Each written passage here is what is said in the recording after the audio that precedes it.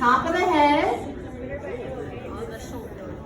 And it's not on the shoulder for this one. It's going to be on T1. I know. So again, you have to find T1. Some people are having a hard time finding T1, and I get it, and C7. It can be tough for some. Everybody, like I said, is different. Some, it's very prominent. Some have multiples that are prominent.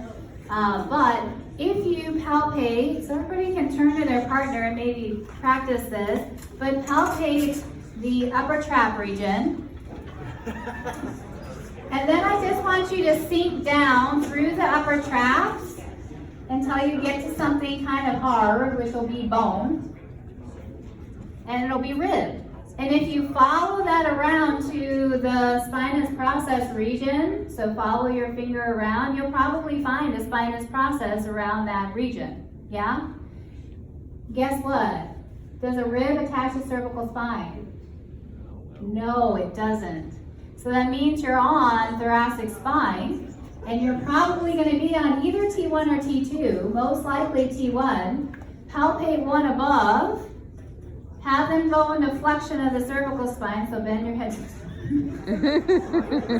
That's power. So emphatically. Power flexion.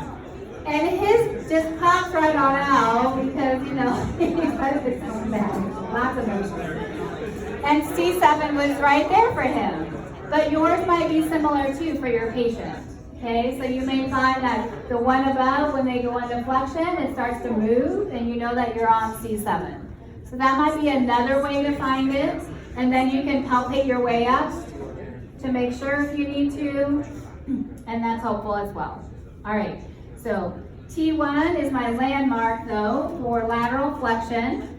So I'm going to put my goniometer, my dome, top of the dome is going to be at the spinous process of T1, but look which direction my inclinometer is facing. I should be able to see it sitting right behind him, right? Do you know why I'm saying this? Because this is what we get, I know, for lateral flexion, because the landmark is the same for both of them. So then you have them laterally flexed and you're trying to figure out why you can't see it very well.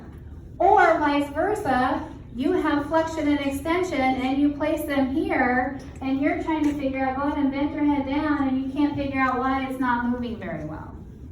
So make sure that you are in a plane that you're gonna see the motion well. So if he's gonna do lateral flexion, the best position for me to watch lateral flexion, which is in the frontal plane, is right behind him. Okay, and the goniometer should face you. If he's doing flexion and extension, what plane is he moving in? The sagittal plane. So I need to be able to see him here. So I need to stand in this plane so I can see that motion. Does that make sense? That'll help you hopefully remember which direction to place those goniometers on those landmarks. Okay. And if it looks and feels funny when you're doing it, take them off, step back, take a breath, because you're probably really nervous by then, and then start over again, okay? All right. So top of the head, zero them out. I'm going to have you bring your right ear to your right shoulder. Great. I'm going to slowly read it. 35 and 2. 35 minus 2 is, oh no, he moved. 37 minus 2 is? 35. What's normal range of motion? 45 degrees. In between, so if you say, I'm going to measure the right and then I'm going to measure the left, you need to zero them out again before you go the other direction. Okay? In the exam, in your practical, you'll only have to do one direction. We won't make you do both. Okay? All right, go ahead and practice.